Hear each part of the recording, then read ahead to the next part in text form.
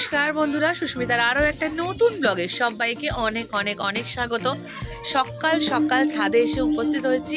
আর আজকে ঠান্ডাটা কিন্তু বেশ। আর তোমরা নিশ্চয়ই শুনতে পাচ্ছ ট্রেনের আওয়াজ, কারণ স্টেশনের ধারেই আমি আমার ননদের বাড়িতে এসেছি। আর খুবই সুন্দর, মানে কি বলবো, চারিটা দিক এত সুন্দর, যেটা যদি একটা পুরো ব্লগ করি সেটা মনে হয় বিশাল হয়ে যাবে। সেই জন্য পুরোটা ব্লগ করছি না, এক একটা পার্ট তোমাদের সঙ্গে শেয়ার করব। খুবই খুবই খুবই সুন্দর একটা জায়গা, সেটা হচ্ছে মেদিনীপুরের একটা জায়গা। তো ছাদে এসে উপস্থিত হচ্ছে, সেটা কিন্তু শুধুমাত্র প্রকৃতিটাকে দেখার জন্য নয়, প্রকৃতির সৌন্দর্যের সঙ্গে আরও কিছু মানে কি বলবো, আমরা কিছু কাজ করছি ওপরে, আর সেটাই তোমাদের সঙ্গে শেয়ার করব বলে চলে এসেছি। ছাদের চারিপাশটা ভারী সুন্দর। আর ছাদে এই এখন প্রায় 8:30 মতো বাজে, আর বেশ রৌদ্র উঠেছে। তো সেই জন্য আমরা ছাদে এলাম। আর ছাদে এসে যেটা তোমাদেরকে দেখাবো সেটা দেখাই, চলো। এই এখানে হচ্ছে বড়ি দেওয়া হবে। আর আমার বড়িটাকে কি করে, এটাকে দিদি ফেটাচ্ছে। যেমন আমরা বেসনের বড়া করার জন্য বেসনটাকে অনেকক্ষণ ধরে ফেটাই, সেইটা ফেটানো হচ্ছে। তারপরে হচ্ছে দেয়া হবে বড়ি সকালবেলার রোদে। তো দেখো এখানে প্রসিডিউরটা তোমাদেরকে দেখাই। আর এই দেখো, এই থালা থেকে এই প্লাস্টিকের মধ্যে, মানে এটা কি আশীর্বাদ আটার একটা প্লাস্টিক, কারণ এই প্লাস্টিকগুলো খুব স্মুদি হয়, যার জন্য ধরুন ওটাতে টিপতে অনেক সুবিধা। তো এই যে এরকম করে করা হলো, যেটা আমরা মেহেন্দি করি, যারা হ্যান্ডমেড মেহেন্দি বানায় তারা আমরা এরকম করে মেহেন্দি করি। আর দেখো এর মধ্যে একটা ফুটো করা আছে, আর ওই ফুটোটা দিয়েই ও কোলগেটের মুখ আছে ওতে। আচ্ছা। আর এগুলো কালকের বড়িগুলো এখানে তুলে রাখা হয়েছিল সন্ধেবেলা, আর এখন আবার রোদে দেওয়া হয়েছে, যার দরুন এগুলো আরো ভালো করে শুকনো হবে। আর এই দেখো, যেহেতু এখানে কোলগেটের ওই মুখটা দেওয়া আছে, সেই জন্য প্রত্যেকটা বড়ির যে সাইজ সেগুলো কিন্তু ইকুয়াল, মানে একটা ছোট একটা বড় নয়। আমি যেমনই টিপি না কেন ওটা আমার ইকুয়াল সাইজেরই ওটা বেরোবে। আর এইটা করার জন্য প্রথমে কলাইকে ছাড়াতে হয়। কলাই না কি ওটার নাম, বিউলির ডাল, সেটাকে প্রথমে মেশিনে তার খোসাটাকে তুলতে হয়, তারপরে সেটাকে একদিন ভিজিয়ে রাখতে হয়। তারপর এই যে বাটাটা, যেটা এরকম এখানে মিক্সিতে বাটা হয়েছে, আর এটাকে এরকম করে ভালো করে মানে ফেটাতে হয় নুন দিয়ে, তেল দিয়ে, তার সঙ্গে আদা বাটা আর লঙ্কা বাটা অল্প পরিমাণ দিয়ে ভালো করে ফেটিয়ে তারপর এই পেস্ট, আর এই পেস্টটাকে এইভাবে, এই যে বৌমা আমাদের প্রচণ্ড তাড়াতাড়ি করে করতে পারে, একদম ঝটাপট করে নিচ্ছে, দেখো একদম মেশিনের মতো। দারুণ না, দারুণ ব্যাপার, কি সুন্দর ঝটাপট হয়ে যাচ্ছে, ঝটাপট।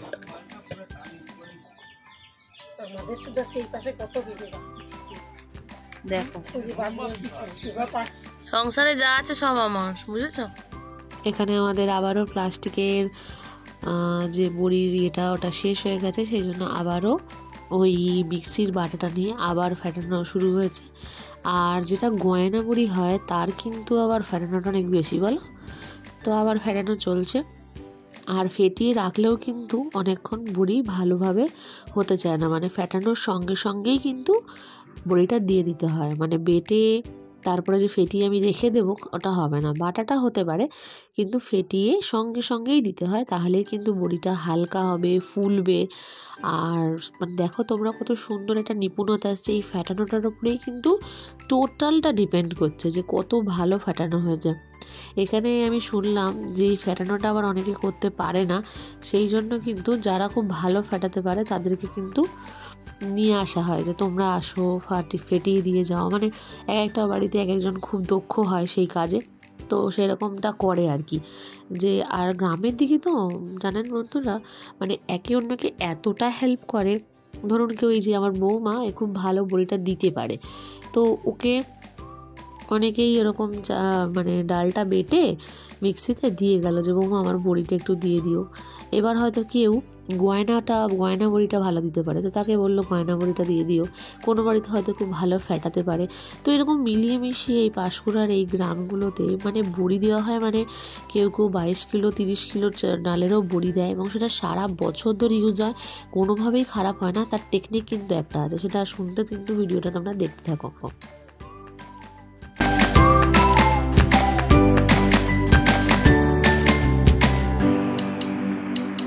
আর আমি বড়ি দেওয়া শুরু করলাম বন্ধুরা। ট্রেনের আওয়াজ শুনতে পাচ্ছ, চারিদিকটা এতটাই নিস্তব্ধ যে ট্রেনের আওয়াজটা বেশ জোরে জোরেই শুনতে পাচ্ছ তোমরা, তাই না? নিয়ে হাতে বড়িটা দেওয়ার সময় বুঝতে পারছি যে কতটা চাপের দরকার হয়। আর সত্যি কথা বলতে কি 4-5টা বড়ি দেওয়ার পর হাতের আঙুলগুলো একদম কনকন কনকন করছে। বাপ রে বাপ, মানে কিছুই না, এটা একটা প্র্যাকটিস। যদি আমরা রোজ করি, যেমন আমি স্কুলে পড়াই, তো খাতার পাতা উল্টাতে কি আমাদের খুব কষ্ট হয়, খাতা চেক করতে কি কষ্ট হয়, সেটা আমরা অভ্যস্ত। তো এই যে বড়ি দেওয়াটা আমার খুব মন ছিল যে আমি একটু বড়ি দিই, তো দিচ্ছি, রীতিমতো হাতে লাগছে, উফ। কিন্তু মানে কাজ চালানোর মতো বড়ি দেওয়াটা শিখবো এই উদ্দেশ্য নিয়েই ছাদে এসেছি, ফলে দিয়েই ছাড়বো। तो आप लोगों को कैसा लग रहा है फ्रेंड्स?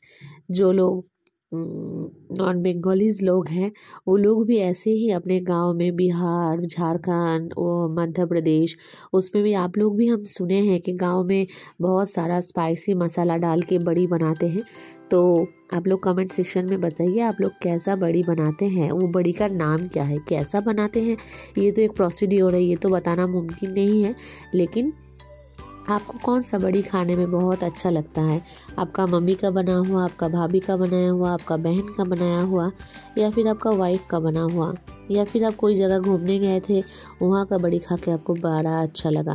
जो भी है फ्रेंड लोग, मेदिनीपुर में आइएगा तो मेदिनीपुर में भी हम लोग आप लोगों को बड़ी खिलाएंगे। ये मेदिनीपुर स्पेशल बड़ी है, बहुत ही हल्का फुल्का भात दाल, उसके साथ थोड़ा सा चोखा, और ये बड़ी को हम लोग बड़े प्यार से खाते हैं। तो आप लोग भी कभी ये डिश को कोलाघाट जाने से ये डिश को आप लोग चख सकते हैं।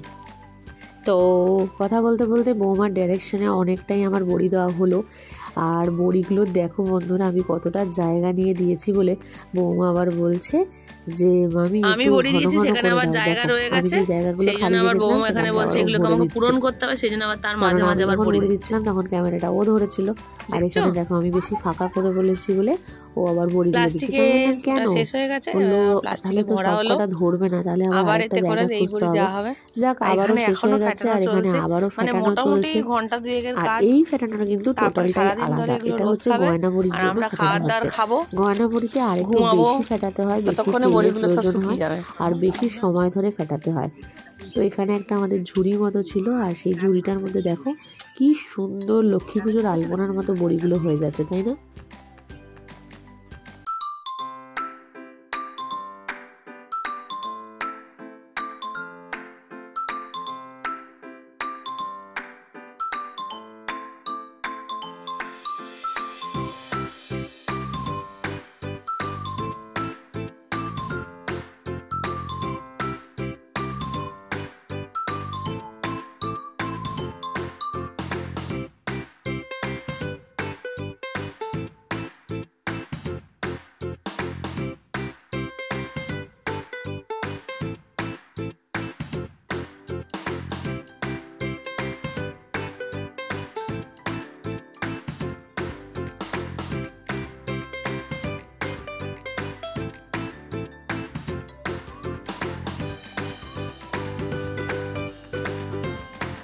এখানে গয়না বড়ি দেওয়া হবে। আর গয়না বড়ি দেওয়ার জন্য কিন্তু এই ধরনের জিনিসের ইউজ হয় না, ওটার জন্য একটা থালা, এবং থালার নিচে হচ্ছে দেওয়া হচ্ছে পোস্ত। থালার নিচে পোস্তগুলো এরকম করে ছড়িয়ে তার উপরে গয়না বড়ি দেওয়া হবে, কারণ গয়না বড়ির নিচে থাকে পোস্ত, কিংবা অনেক সময় সাদা তিলেরও ইউজ করা হয়।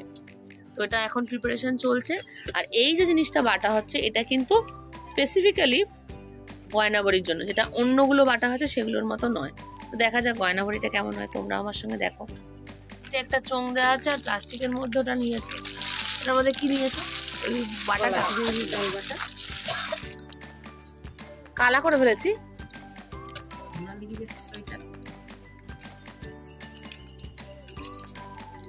ঠিক আছে না?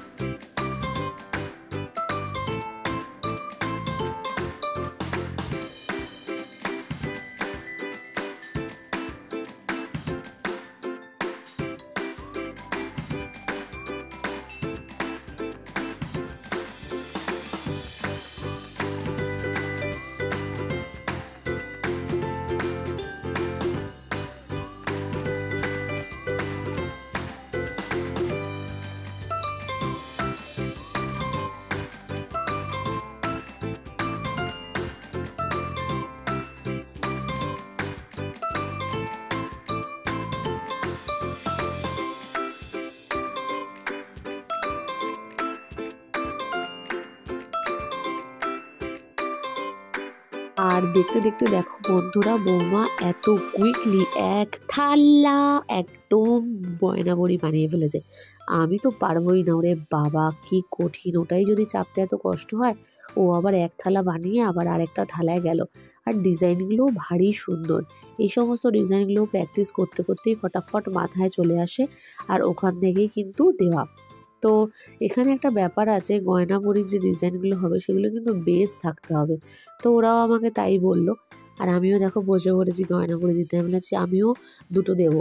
রীতিমতো হাতে প্রেশার লাগছে ওটা দিতে, আর সবাই আমার দিকে তাকিয়ে আছে জানো বন্ধুরা। সবাই দেখছে যে আমি কি আদৌ দিতে পারবো না পারবো না। দেখা যাক পারি কিনা। তোমাদের সামনেই দিচ্ছি, তোমরাই দেখো কেমন হয়েছে আর কেমন হচ্ছে। তোমরা দেখো, ট্রাই তো করলাম। তোমরা কিন্তু কমেন্ট সেকশনে জানিও গয়না বড়িটা আমার কেমন হলো। আমি কোনো দিন বড়ি দিইনি, কোনো দিন আমার বাপের বাড়িতে কোনো দিন বড়ি দেওয়া হয় না। তো ফার্স্ট টাইম ননদদের বাড়িতে ট্রাই করলাম। তোমরা কিন্তু কমেন্টে জানিও বড়িটা সুন্দর হয়েছে কি না। সত্যি বললেও কোনো অসুবিধা নেই, আমি অ্যাকসেপ্ট করবো। এ বাবা কি চাপতে হচ্ছে গো এটাকে।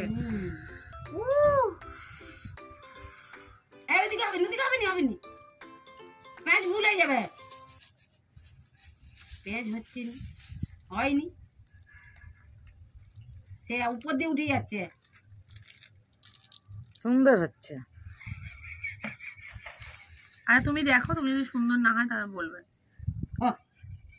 পেঁয়াজ একটা হয়নি। আরে তোমাদের মতো প্যাঁচ না, এটা অন্য একটা প্যাঁচ হবে বলো। ওরমই প্যাঁচ করতে হবে, তার কি মানে আছে।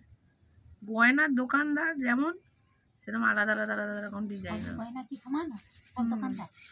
গুজরাটের গয়না আলাদা, কলকাতার গয়না আলাদা। তো তোমাদের পাঁশকুড়ার গয়না না, এটা কলকাতার গয়না হচ্ছে। বলো ঠিক বলি? দেখো এটা কলকাতার গয়না। বৌমা তুমি সামনে থেকে দেখাও, দেখাও আমি কি করেছি, দেখো। নিয়ে আসো ক্যামেরা। সুন্দর হয়েছে, বন্ধ করবো না? দেখাও, এই যে আমি দুটো করেছি, দেখো। দেখেছো? এটাই আমার দ্বারা হয়েছে। হ্যাঁ ঠিক ঠিক আছে, চলো। আর প্রায় 1 ঘন্টা হয়ে গেল, এতক্ষণ ধরে এখানে সবাই মিলে বড়ি দেওয়া হচ্ছে, তোমরা দেখতে পাচ্ছ। কিন্তু আমি এখন স্নান করতে যাব, আর এখনো বড়ি দেওয়া চলছে। আরও মনে হয় 1/2 ঘন্টা লাগবে, কারণ এখনো পর্যন্ত থালায় যতটা মাখা আছে সেটাকে গয়না বড়ি বানাতে হবে আর কি। তো আমিও গয়না বড়ি আর এই বড়ি দুটোই ট্রাই করলাম, তোমরা দেখলে। তো যাই হোক, ব্লগটা এখানেই শেষ করছি, আর বেশি বাড়াচ্ছি না। তোমাদের বড়িগুলো কেমন লেগেছে জানাতে কিন্তু একদম ভুলবে না। প্লিজ প্লিজ প্লিজ কমেন্ট সেকশনে তোমাদের মতামত চাই। তো সবটা দেখার জন্য অনেক অনেক ধন্যবাদ। তো যাই হোক, ব্লগটা এখানে শেষ করছি, আর শেষ করার সঙ্গে সঙ্গে আরও একটা কথা তোমাদেরকে বলি, যদি আমার ব্লগটা ভালো লেগে থাকে তাহলে অবশ্যই একটা লাইক কমেন্ট শেয়ার করো, আর আমার সঙ্গে থেকো, আমার চ্যানেলকে সাবস্ক্রাইব করো। Thanks for watching. ফিরে আসছি আরও একটা নতুন ব্লগে। ততক্ষণ পর্যন্ত তোমরা সবাই সুস্থ থেকো, ভালো থেকো, সুন্দর থেকো। আর মেদিনীপুর ভিজিট করলে অবশ্যই কিন্তু মেদিনীপুরের বড়ি খেও। টাটা।